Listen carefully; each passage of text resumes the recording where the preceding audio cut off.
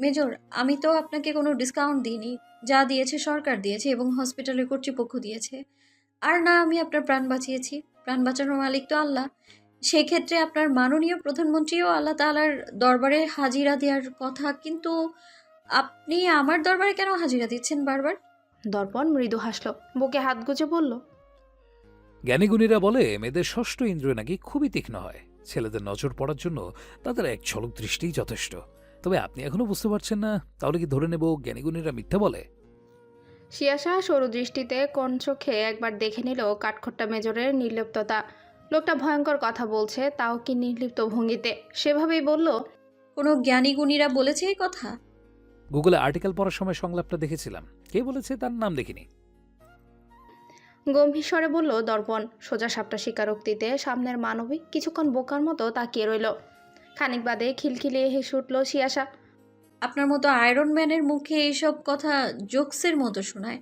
আপনার গলায় তো মানায় গমগমে দরাজ কণ্ঠে বলা roger that hands up, otherwise otherwise I will shoot you like this. বলেই আরও এক দফা হাসির রোল পড়ে গেল জমজমাট রাস্তার ফুটপাতের উপর। শিয়াশা হেলে দুলে হেসেই যাচ্ছে। দর্পণ বিরক্তি নিয়ে শিয়াশার হাসি দেখছে। সে কি হাস্যকর কথা বলেছে? মেয়েটার কথার ভেতরে লুকিয়ে থাকা মানে না খুঁজেই হেসে চলেছে। ততক্ষণে বাস এসে দাঁড়িয়ে পড়েছে। দর্পণ হতাশার নিঃশ্বাস ত্যাগ করে হেলে দুলে হাসতে থাকা মেয়েটার হাতের কবজি নিজের মুঠোয় নিয়ে বাসে উঠে যায়। বাস ছেড়েছে 10 মিনিট হয়ে গেছে। হাঁটুতে কোনোই ঠেকিয়ে দর্পণ কপালে আঙুল ঘুষছে, কেননা পাশে অবস্থানরত মেয়েটা এখনও হাসছে। দর্পণ এবার চরম বিরক্তি নিয়ে কিছুটা ধমকে উঠে বলে। স্টপ সিয়া। শেষা তৎক্ষণাৎ চুপ হয়ে গেল। দর্পণ ঘাড় ঘুরিয়ে থমথমে মুখের মেয়েটার দিকে দৃষ্টিপাত করলো। চোখে চোখ পড়তেই মেয়েটার থমথমে মুখশ্রী ভেদ করে আবারও পেট ফাটা হাসি বের হয়ে আসলো। দর্পণ হাল ছেড়ে হতাশ চিত্তে দেখতে লাগলো হাস্যরত মেয়েটাকে। সে কি এমন বলল যে মেয়েটা তাকে এভাবে লেগ পুল করছে? তার দ্বারা মিঠি মিঠি কথা যেন অসম্ভব, তাই গুগলকে কাজে লাগিয়েছিল অকর্মণ্য তাকে হাসির পাত্র বানিয়ে দিয়েছে। একজন সেনা কর্মকর্তার মেয়ে হয়ে জন্মানোই যেন শিয়াশার সুরক্ষা বলয় তৈরির জন্য যথেষ্ট ছিল। চোখ ধাঁধানো সুন্দর নয়, এক নজরে কেউ মুগ্ধ হয়ে যাবে এমন সৌন্দর্যের অধিকারী শিয়াশা নয়। তবে শুভ্র ফ্যাকাশে মাখন রঙার ত্বকের আড়ালে যে চমৎকার চঞ্চল প্রাণোচ্ছল সুন্দর নরম ব্যক্তিত্বের মানুষটা রয়েছে, তার প্রেমে অনায়াসে যে কোনো যুবক মুখ থুবড়ে পড়তে বাধ্য। তবে ২৬ বছরে এই নারীর জীবনে এমন ঘটনা খুবই বিরল। মেজর সাইফের মেয়ের দিকে কেউ চোখ তুলে তাকানো সাহসী করতো না। ঢাকা মেডিকেলে পড়াকালীন সময়ে একবার এমন দুঃসাহস করেছিল একজন, সেটাও শিয়াশার কাছে অবধি পৌঁছানোর আগে শর্ট আউট করে দিয়েছিল আশফাক আহমেদ। হঠাৎ করে এই জীবনে প্রথমবার কারো অনুভূতি বুঝতে পেরে চঞ্চল দেহটা কেমন নুয়ে এলো ইতস্ততা অস্থিরতা লাজে।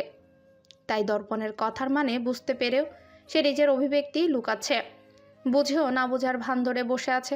দর্পণ কিছু বলতে গেলেও তাকে এটা ওটা বলে কথা ঘুরিয়ে দিচ্ছে। দর্পণ চুপ করে দেখছে অস্বাভাবিকভাবে চুপ করে যাওয়া চঞ্চল হাসি খুশি মেয়েটাকে। মেয়েটার হঠাৎ করে এমন চুপ করে গেল কেন? সন্দিগ্ন গলায় জিজ্ঞেস করলো। তুমি কি ভয় পাচ্ছ সিয়া? শিয়াশা খানিক চমকে উঠল কাঠখোট্টা মেজরের এহেন সম্বোধনে। নিজের অস্থিরতা চেপে মৃদু অবাকের সুরে বলে, মেজর, আপনি কি খুব তাড়াতাড়ি প্রমোশন নিয়ে নিচ্ছেন না?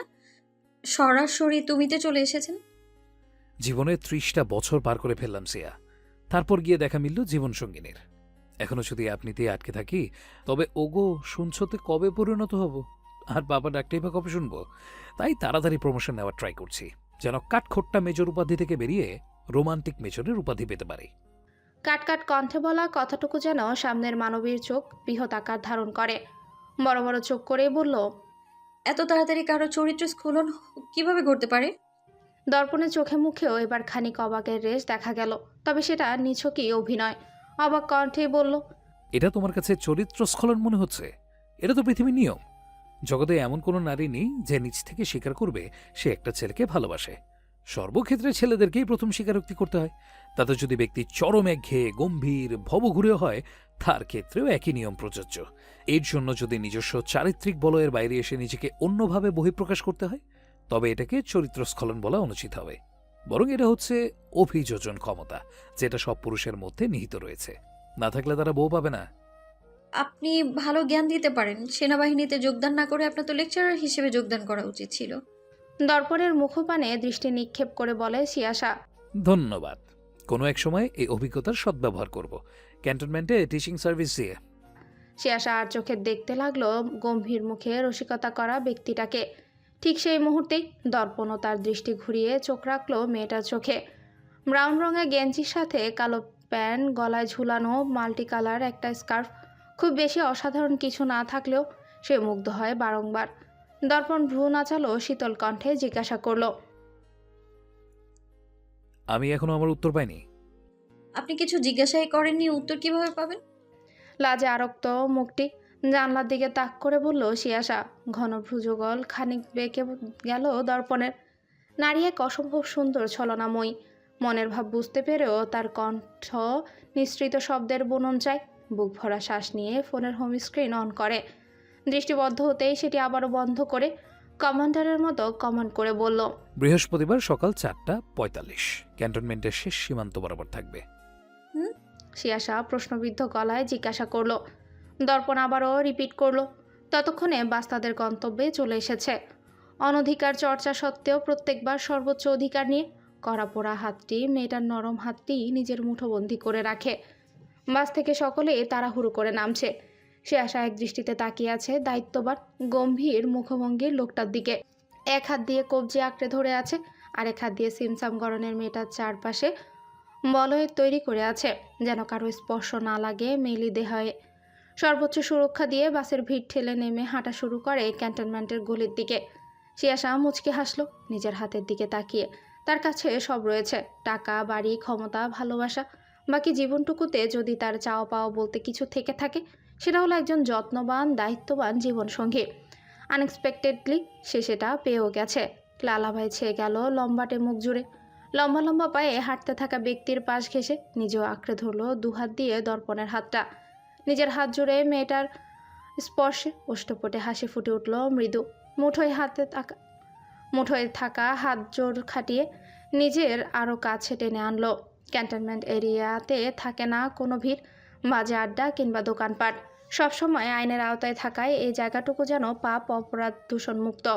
রাস্তায় দু একজন মানুষ হাঁটাচলা করছে, যারা পেশাগত স্বভাবগত দিক থেকে ভদ্রলোক। পাছে কি চলছে এটা দেখার তাদের বিষয় না। দুদিকে দৃষ্টিপাত করে দুজনে নীরব হাঁটছে, অথচ দুজনের মুখে লেগে আছে মৃদু হাসি।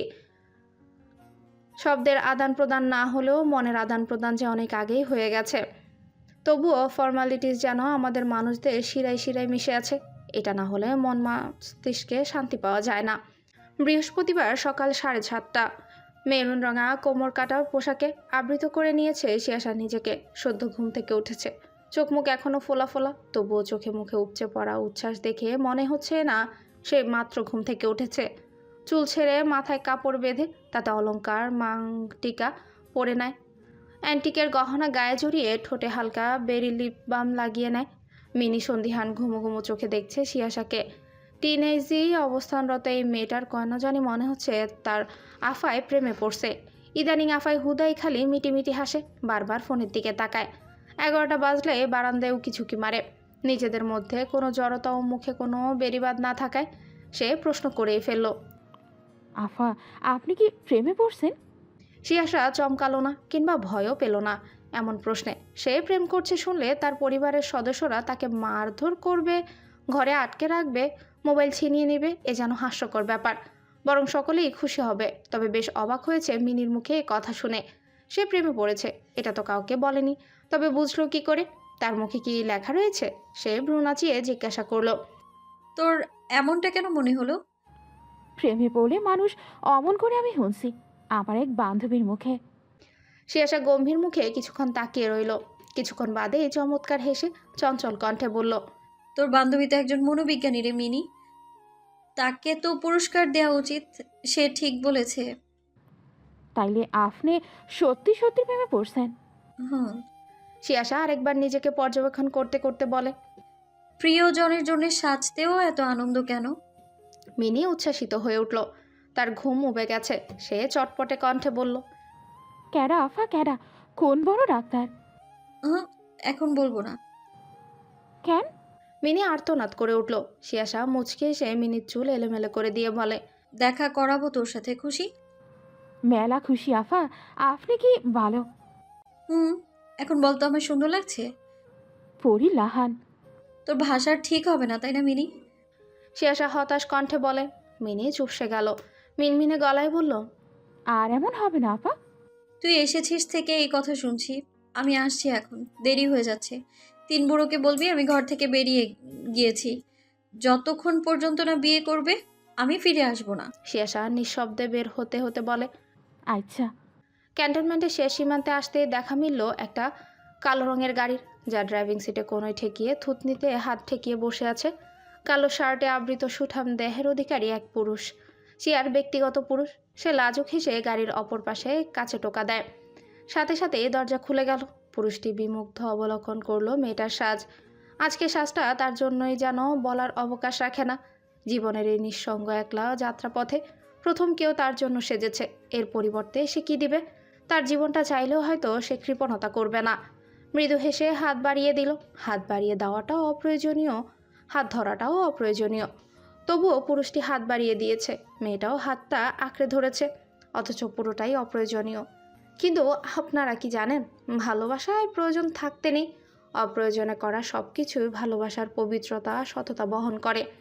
ভালোবাসা কেমন হয়, একটা মেয়েকে কিভাবে ভালোবাসতে হয় না জানা দর্পণ নামক এই পুরুষটিও অপ্রয়োজনীয় কাজ করতে করতেই নিজের জায়গা করে নিয়েছে রমণীটির মনে। মেয়েটিও মুগ্ধ হয়েছে প্রয়োজন ছাড়া সব কিছুতে পুরুষটির সচেতনতা, দায়িত্বপরায়ণতা ও যত্নে। চারিদিকে শুধু আধার আধার আর আধার, তবুও মেয়েটা নির্ভয়ে পা ফেলে যাচ্ছে। সে জানেও না সে কোথায় পা দিচ্ছে, সামনে কোনো বিপদ আছে কিনা।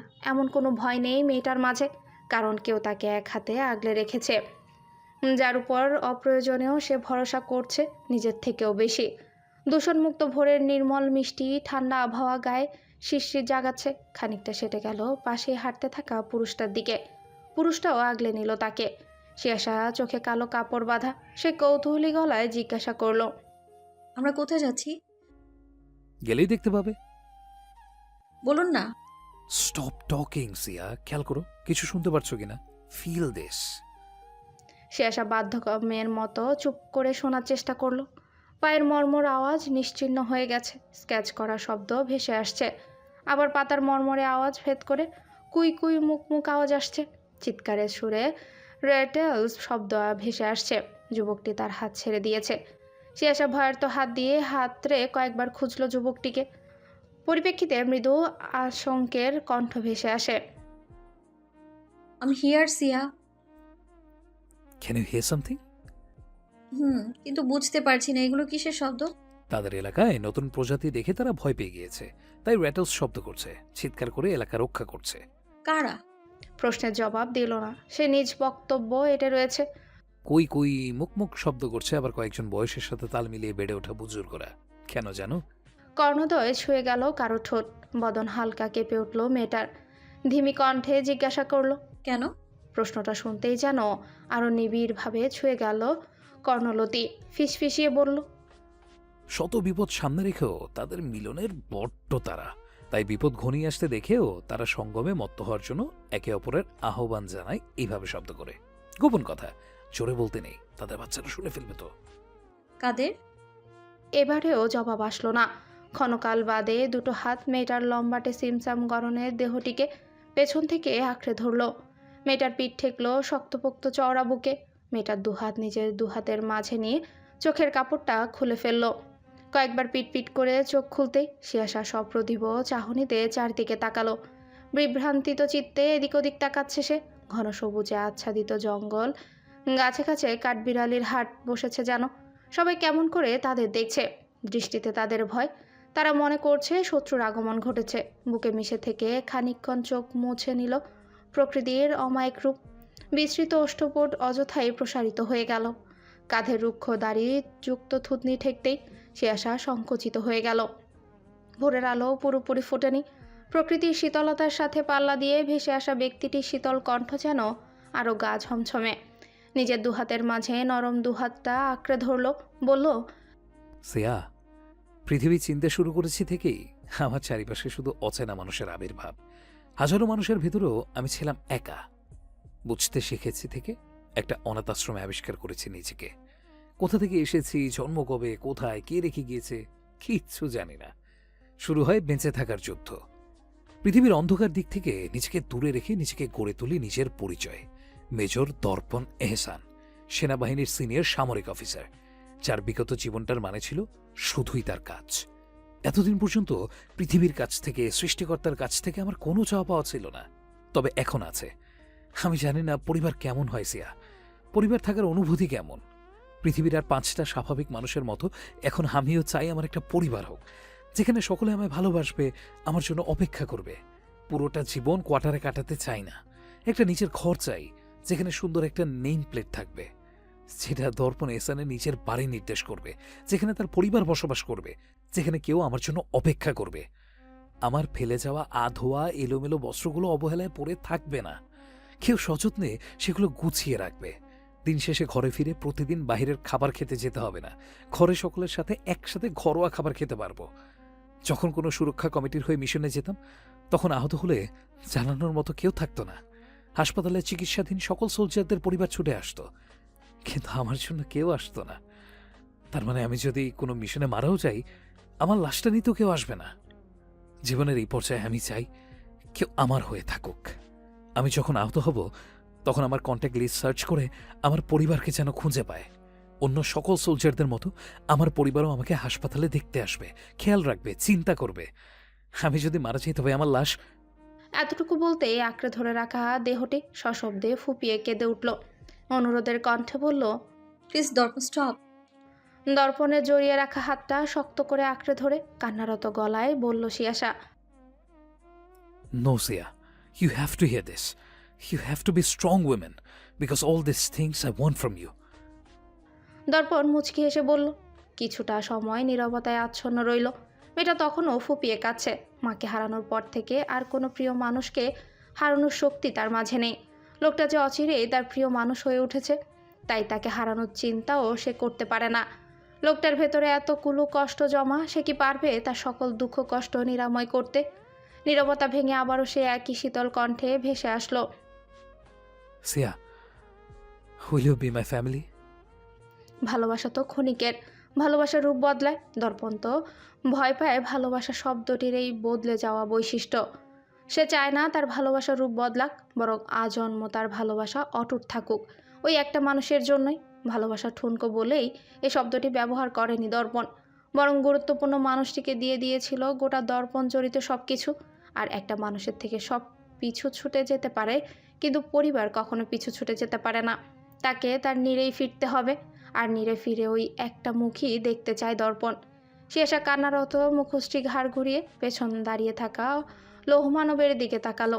মানবটির চোখে মুখে একরাশ চাওয়া পাওয়া লুটোপুটি খাচ্ছে।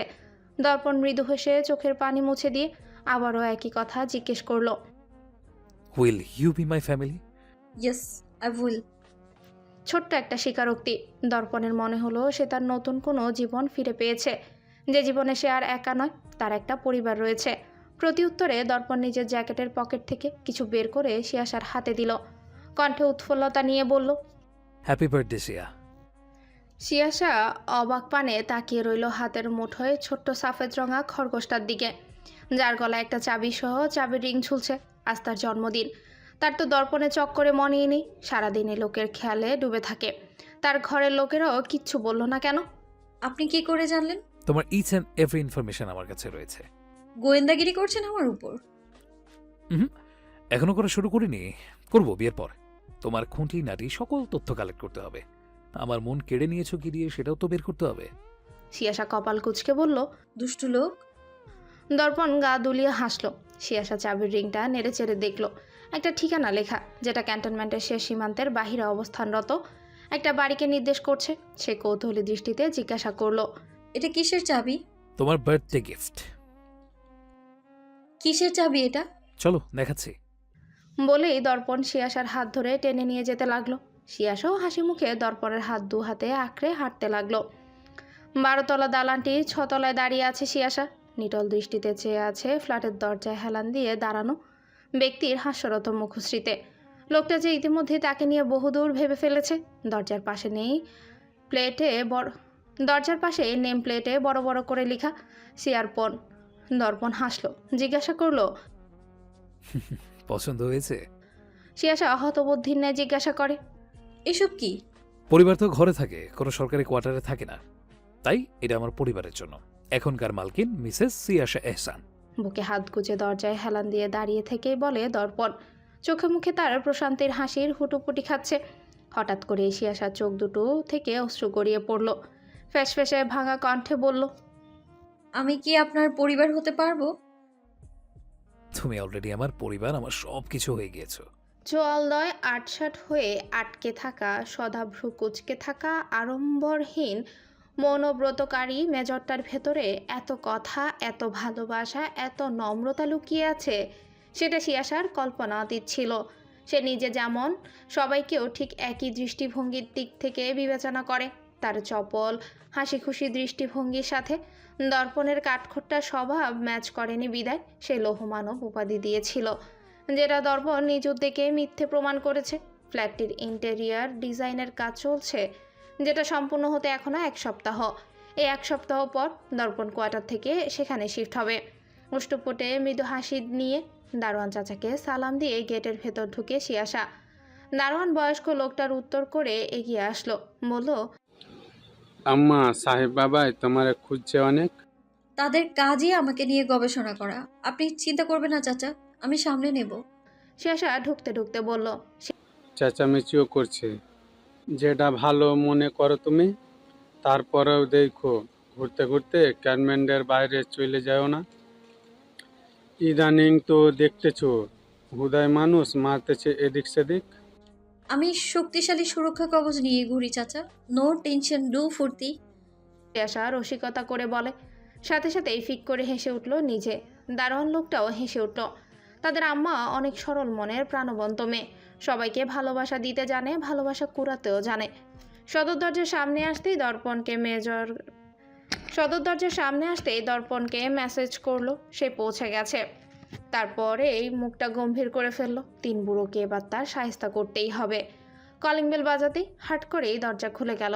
খুলতে বিকট শব্দ হলো ভেতর থেকে। সহস্বরে 3 বুড়োর আওয়াজ। Happy birthday to our princess. সাইফের হাতে বিশাল আকার একটা কেক, আশফাক আহমেদের হাতে এক গুচ্ছ বেলুন, আশরাফের হাতে কয়েকটা গিফট বক্স। মিনি হাস্যজ্জ্বল মুখে হাতে মোমবাতি ছুরি নিয়ে দাঁড়িয়ে আছে। শিয়াশা থমথমে মুখে সকলের দিকে দৃষ্টিপাত করলো, অতঃপর গটগট করে নিজের ঘরে ঢুকে পড়ে। সশব্দে দরজা আটকে দেয়। দরজা আটকানোর বিকট শব্দে সকলে খানিক কেঁপে উঠল। সাইফ আশরাফের দিকে মুখ ছোট করে তাকালো। আজকের দিনটাতে আল্লাহ তাআলা তার জীবনে সব সুখগুলোই ঢেলে দিয়েছিল, তাই আজকের দিনটা শিয়াশার থেকেও তার কাছে বেশি গুরুত্বপূর্ণ। কিন্তু এই দিনেই মেয়ের এমন মন খারাপ তার একটুও সহ্য হলো না। মন খারাপ হয়ে গেল তারও। কেক হাতে চুপ করে বসে পড়ে সোফায়। শ্বশুরের উপর খেকিয়ে উঠে বলে, এইসব আপনার জন্য হয়েছে। আশফাক আহমেদ চির বিরিয়ে বলে। শানিত দৃষ্টিতে তাকিয়ে উঠল। তোমার জন্যই হয়েছে মানে? আমি কি করেছি? আপনি যদি বিয়েটা করতেন তাহলে কি আর সিয়া আমাদের উপরে রাগ দেখাতো না তো? ফালতু কথা বলবে না সাইব। তোমার মতো একজন সুপ্রতিষ্ঠিত সেনা কর্মকর্তা এসব ছেলে মানুষই কথা কিভাবে বলতে পারে? 75 বছরে এসে আমি বিয়ে করব? হ্যাঁ, এই এই এই তোমার কথা বলার বিবেক বুদ্ধি খাটিয়ে বলো। হ্যাঁ, তো সরাসরি বললেই পারেন আপনার মতো এখন একটা বউ পালার শক্তি নেই। আপনার মতো রসহীন ব্যক্তি যে আমার বউকে আর শালাকে দুনিয়ায় আনতে পেরেছে এইটাই ঢের। কিন্তু আমার তো অনেক শক্তি রয়েছে, এখনো আমাকে তো বিয়ে করতে দিচ্ছেন না। আমি তো আর আপনার মতো দুর্বল নই যে বউ পালতে পারবো না। কি বললে তুমি? তোমার সাহস কি করে হয় আমার মেয়েকে ধোকা দেয়া? তুমি এই জীবনে আমার মেয়ে ছাড়া অন্য কোনো মেয়ের দিকে চোখ তুলে তাকালেও আমি আমি আমি আমি আমি তোমার নামে মামলা করবো সাইব। ওটা মেয়ে হবে না আব্বু, মহিলা হবে। আশফাক আহমেদের কথার মাঝে আশরাফ ব্যগ্র কণ্ঠে বলে ওঠে। আশফাক চোখ রাঙিয়ে তাকায় আশরাফের দিকে, হুঙ্কার ছেড়ে বলে, তুই চুপ কর নিমকারাম। আমার মেয়েকে তুই পালাতে সাহায্য করেছিলি, তোকে যে এখন আমি জীবিত রেখেছি সেটাই তোর ভাগ্য বলো। হ্যাঁ, সহসা আশরাফ চুপ করে গেল। তার বাপটা এত খিটখিটে কেন? আমি প্রথমেই তোমায় চিনে ফেলেছিলাম, একটা চরিত্রহীন লম্পট ছ্যাঁচড়া ছেলে। কিন্তু আশা তো চোখে পট্টি বেঁধেছিল ভালোবাসার জন্য, যার জন্য তোমার এই রূপটা চিনতে পারলো না। কতবার বললাম এই ছেলেকে বিয়ে করো না, তাও শুনলো না আমার কথা। হয়েছে তো।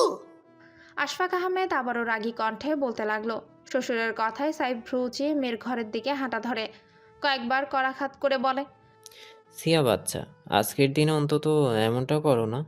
সিয়া বাচ্চা, আজকের দিনে অন্তত এমনটা করো না। এত রাগ দেখাতে নেই জন্মদিনের দিন। আজকে আজকে তো আনন্দের দিন। সকলে একসাথে কেক কাটবো, মজা করব, বাইরে খেতে যাব, শপিং করব, কত আনন্দ হবে। বাইরে এসো। রাতে মিন্ময়ের বিয়েতে তো যেতে হবে। শেষের কথাটা শুনতেই শিয়াশা খেপে গেল। দরজার ওপাশ থেকে গলা উঁচিয়ে বলল, হ্যাঁ হ্যাঁ, অন্যের বিয়েতে যাবে নাচতে নাচতে, নিজের তো একটা বিয়ে করার মুরদ নেই। আমি বের হব না আজ ঘর থেকে, তোমাদের সাথে আমার কোনো কথা নেই। যতক্ষণ না তিনজনের কেউ একজন বিয়ে করছো, আমি বের হব না। আচ্ছা ঠিক আছে, তোমার যেমন ইচ্ছা তেমন হবে। আমার কালকেই আশরাফের জন্য মেয়ে দেখতে যাব। খুশি? এখন বের হও। দুলাভাইয়ের কথায় আশরাফের চোখ বৃহদাকার ধারণ করলো। কিভাবে তাকে ফাঁসিয়ে দিল? এই বিয়ে নামক ঝামেলা তার কাছে ভালো লাগে না। সাইফ তাকে চোখে আশ্বস্ত করে শান্ত থাকার জন্য, কিন্তু শিয়া তাতে অনড়। ঠোঁটে হালকা লিপস্টিক দিতে দিতে সে জেদি গলায় বলল। সাইফ দীর্ঘশ্বাস ফেলে বলল, আচ্ছা ঠিক আছে, যা ইচ্ছা হয় করবে। এখন বেরিয়ে এসো। কথাটা বলতে দেরি আছে, শিয়াশার হুড়মুড় করে বের হতে দেরি নেই। সাইফ অবাক হয়ে গেল, মেয়ে তার পরীর মতো সেজে আছে। হাঁটু পর্যন্ত গোল চেরি ব্লসম প্রিন্টের ফ্রক, সাথে সুন্দর করে সেজেগুজে হাসি খুশিভাবেই দাঁড়িয়ে আছে। আশরাফ ডানে বামে মাথা নাড়ে। কত ঢঙ্গি মেয়ে! ভেতরে বসে সাজগোজ করেছে সে, আর এদিকে তারা ভাবছিল মেয়েটা রাগ করে বসে আছে। সাইফ চমৎকার হাসি নিয়ে মেয়ের হাতে মুঠোয় নিয়ে মাথায় স্নেহের পরশ দিয়ে বলে, আমার সিয়া কত বড় হয়ে গিয়েছে, আর কিছুদিন পরে যে শ্বশুর বাড়ি পাঠাতে হবে। শিয়াশা তৎক্ষণাৎ প্রতিবাদী কণ্ঠে বলে, না, তোমাদের একটা গতি না করে আমি কখনোই শ্বশুরবাড়ি যাব না। হয়েছে গিন্নি, আজকের জন্য অনেক শাসন হয়েছে। এখন দয়া করে কেকটা কাটো। আশফাক আহমেদ কেকটা এগিয়ে এনে বলে। হ্যাঁ, কাটছি, দাও। অতঃপর সকলে মিলে হইচই করে কেক কাটলো। পুরোটা দিন সকলে ব্যস্ত কাটালো। আজ আশ্রমেও সকলের সাথে কেক কেটেছে, খাওয়া দাওয়া করেছে আশ্রমের বাচ্চাদের সাথে। রাতে আবার মিনময়ীর বিয়েতে যেতে হবে। এ কে মজিবুর সাহেব, এখানে তো শুধু নগদ রয়েছে, বরের বাইক কোথায়? পাত্রপক্ষের মধ্যে একজন উদ্বিগ্ন হয়ে বলল। মিনময়ের বাবা মজিবুর রহমান মাথা নিচু করে ফেলে। হাতের মিষ্টি পাত্রটা একজনের কাছে দিয়ে সকলের সামনে এসে নত মস্তিষ্কে দাঁড়ায়। লজ্জিত সাফাইয়ের কণ্ঠে বরের বাবার সামনে হাত জোর করে বলে, বিআই সাহেব ক্ষমা করবেন, 5 লক্ষ টাকা জোগাড় করতে অনেক কষ্ট করতে হয়েছে। এর মধ্যে বাইকের ব্যবস্থা আর করা সম্ভব হয়নি। তবে আপনি চিন্তা করবেন না, আমি বিয়ের কিছুদিন পরেই বাইক দিয়ে দেই। আর বলতে পারল না। পাত্রের বাবার হুঙ্কার ছেড়ে ওঠেন। এ কি মশকরা হচ্ছে আমাদের সাথে মজিবুর সাহেব? 8 লক্ষ টাকা দাবি ছিল, সেখানে আপনি 5 লক্ষ দিয়েছেন, এখন আবার বলছেন বাইক বকেয়া রাখবেন। এ তো আমাদের ঠকানো হচ্ছে, কি বলছেন আপনারা? উপস্থিত সকলের উদ্দেশ্যে প্রশ্ন ছুড়ে বলল পাত্রের বাবা।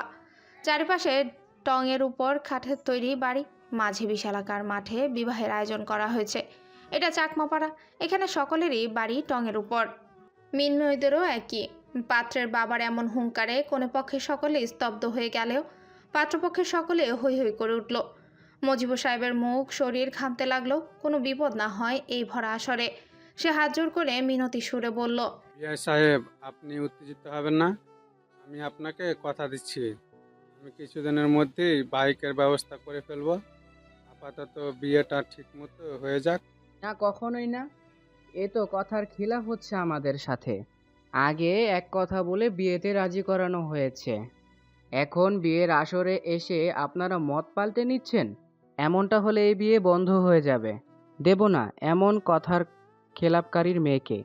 এমনিতেই আমরা অনেক দয়া দেখিয়েছি আপনার মেয়েকে ঘরের বউ করার সিদ্ধান্ত নিয়ে। যেই মেয়ের বাবা মা সারাদিন দোকান চালায়, সেই মেয়ে আর কত ভালো হবে তা আমাদের জানা আছে। ঘরের বউকে যখন আয় করার জন্য সর্বসম্মুখে তুলতে পারে, সে কি মেয়েকে বসিয়ে খাওয়ায়? এ আমাদের ভালো করেই জানা আছে। ঘরের মেয়েদের দিয়েও ব্যবসা করানো হয়। পাত্রের চাচা ক্ষিপ্ত কণ্ঠে বলে। মজিবুর সাহেব বাক হারা হয়ে গেলেন। নিজের সন্তানের ভালো সম্মানীয় জীবনযাপন দান করতেই তো তারা দুজনে সারাদিন প্রাণপণে কাজ করে যায়, যেন তাদের কখনো মানুষের কাছে হাত পাততে না হয়, মাথা উঁচু করে বাঁচতে পারে। সেখানে আজ তাদের কাজের জন্যই তার মেয়েকে এমন জঘন্য কথা শুনতে হচ্ছে। সে ব্যথিত কণ্ঠে বলে, দয়া করে এমন কথা বলবেন না বিয়া সাহেব। আপনাদের যা বলার আমাকে নিয়ে বলুন। আমার ব্যর্থতা, আমি আপনাদের দাবি পূরণ করতে পারিনি, কিন্তু আমার মেয়ের এতে কোনো দোষ নেই। তাকে এভাবে লাঞ্ছিত করবেন না।